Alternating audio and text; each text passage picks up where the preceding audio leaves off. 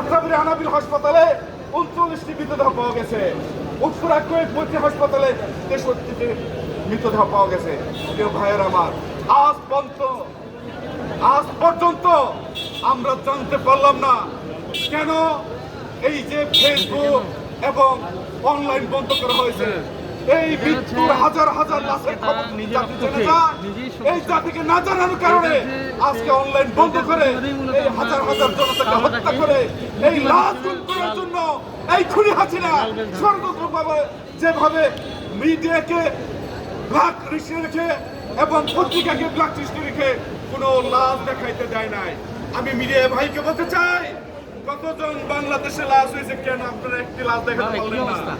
আমি পত্রিকার মিডিয়াকে বলতে চাই, কেন আপনারা আমার ভাইদেরকে যেভাবে হত্যা করা হলো, কেন একটি লাশ আপনারা প্রকাশ করতে পারলেন না?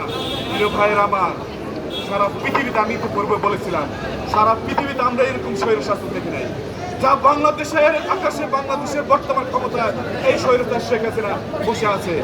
এই স্বৈরতার হাত থেকে যেভাবে আজকে ছাত্ররা রাস্তায় নেমে প্রাণ দিয়েছে, আমি মনে করি সমস্ত জনগণ রাস্তায় নেমে এসে এই স্বৈরতাকে বিদায় না হওয়া পর্যন্ত আমাদের কারো রক্ষা নাই।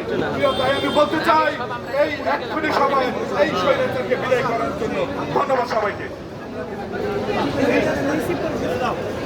সহযোদ্ধা সাথীরা।